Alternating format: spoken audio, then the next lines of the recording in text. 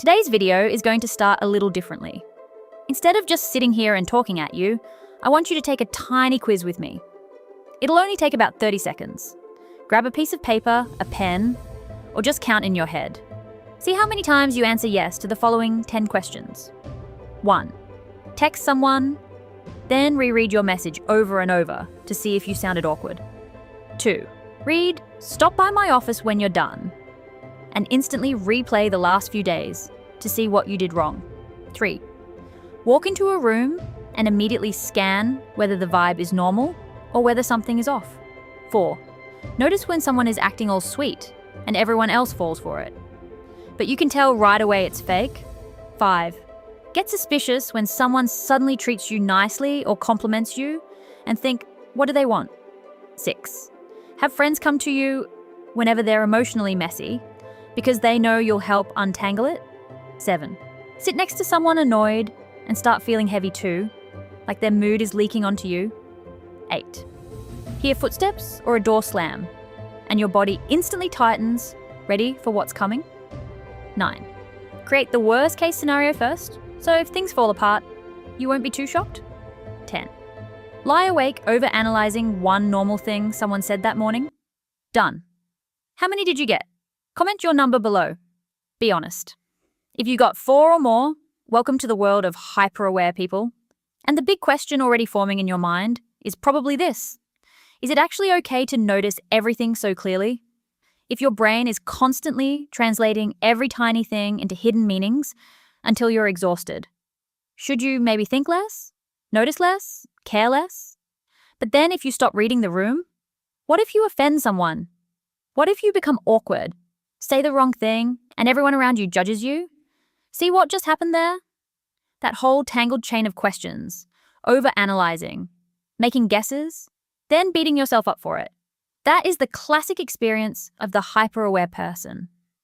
I'm Charlotte, and today I'm speaking for every soul that never stops thinking, because I've been there. I've crashed, burned out, and completely drained myself because my psychological radar never stopped scanning. And now, I'm actually living pretty well with that annoying superpower. Today we'll talk about 3 things: where hyper-awareness comes from and why it matters, why modern life is especially brutal for hyper-aware people, and 3 directions to finally take control of it without losing what makes you, you. Let's go. First, let's be clear about something. A lot of people assume that reading a room, walking in somewhere, and instantly catching everyone's vibe is just high emotional intelligence. On the surface, sure, that sounds true, but anyone who actually lives with it every day knows. It's not just a superpower, it's a scanner with no off button. It scans when you go to school, when you go to work, when you text someone, when you join a meeting, hang out with friends, go on a date, and even when you're lying alone in bed at 2 a.m., it's still scanning. Other people, the atmosphere, and then it turns around and scans you too. So why do we even have this scanner? The answer goes back deep into our survival history. Biologically speaking, humans are pretty fragile. No claws like tigers, no speed like cheetahs, no size like elephants. A tiger can hunt alone, but if a prehistoric human got separated from the tribe, that was basically game over. So the most important survival skill of our ancestors wasn't muscle. It was the ability to read people and stay connected. Back then, a frown or an unusual silence wasn't just about whether someone liked you. It was a survival signal. If the whole tribe was tense and you were still joking around, you'd be pushed out. And in the ancient world, being removed from the group didn't just mean loneliness, it could mean death. So over tens of thousands of years, our brains learned one painful lesson. If you want to survive, you have to observe. What we now call hyper-awareness is what's left of that ancient instinct. Don't look down on it. It is not a system error. It does not mean something is wrong with you. At the deepest level, it's a superpower that helped our ancestors survive. But here's where the problem starts. Our ancestors only had to scan a small group of people around a fire. A few dozen familiar faces. You knew your parents, you understood your close friends. The game was hard, but at least you could learn the rules. Today, we don't live in one tribe. We live in dozens of tribes simultaneously. Group chats, social media, messages seen but not answered, reactions that feel loaded with meaning you can't quite decode. Your ancient scanner is now being forced to process an almost infinite amount of unclear data. And that's when the superpower becomes a trap. Someone texts, okay, without an emoji. Your brain sounds the alarm. Your partner goes quiet for just a little too long. Your brain sounds the alarm. Your boss texts, come see me for a minute. Your brain opens an entire folder of worst-case scenarios. Tiny pieces of information get collected, magnified, and turned into a horror story. Something's wrong. I messed up. They're about to leave me. This is why hyper-awareness is becoming a generational crisis. And it plays out in 3 specific traps that are silently draining the mental energy of people like you every single day. Trap 1. Too many signals. Too little context. In digital communication, we lose about 90% of non-verbal cues. Tone of voice, eye contact, body language.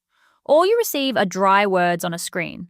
So your hyper-aware radar goes wild inside those empty spaces. Someone sends a dry, yeah, and you feel something shift. Someone leaves you on read and says nothing, and you feel abandoned.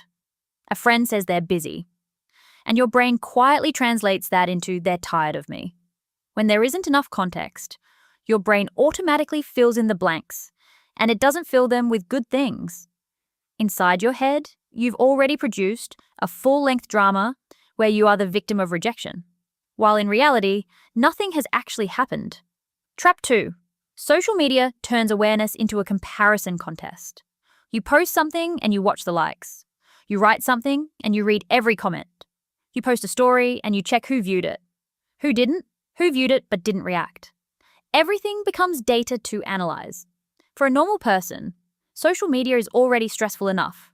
For a hyper-aware person, it's like pouring gasoline on a fire.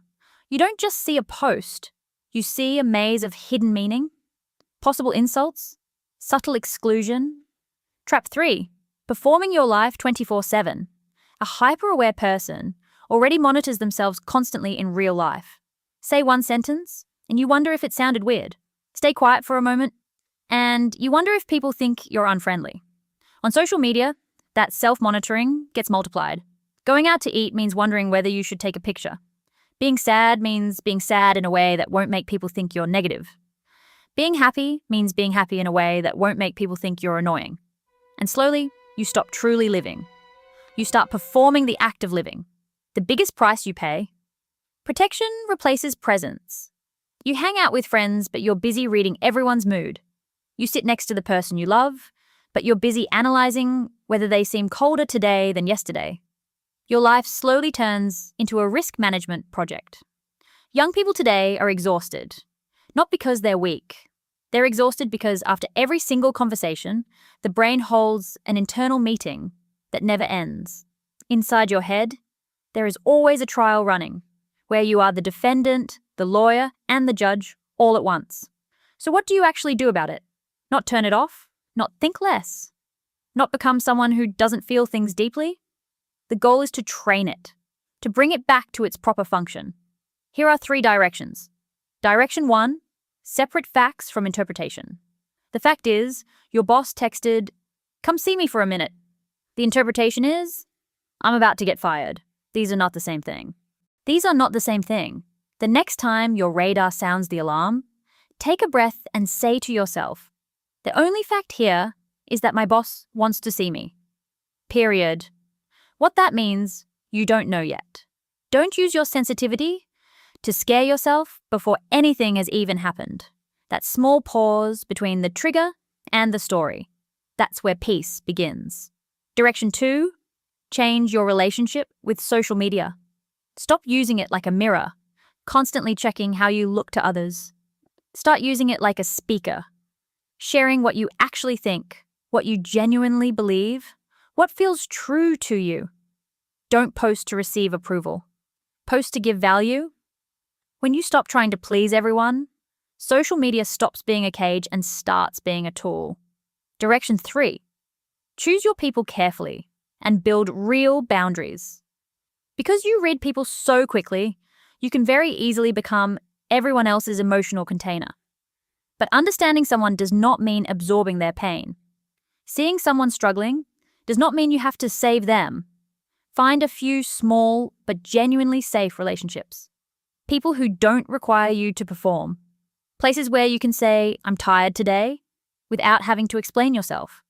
People who let your nervous system actually breathe when you're near them. If you saw yourself in this video, tell me in the comments which trap hits you the hardest. Reading too much into messages, comparing yourself online, managing your image, or carrying other people's emotions. And remember this, you are not broken. The depth you carry is not a defect. It is a gift that needs boundaries, compassion, and practice. If this video helped you feel even a little less alone, please like it and share it with someone whose mind never seems to get quiet. Sometimes the most healing thing is simply realizing, I'm not the only one who feels this way. I'm Charlotte. Subscribe for more videos on the psychology of the overthinking mind. And I'll see you in the next one. Be gentle with yourself.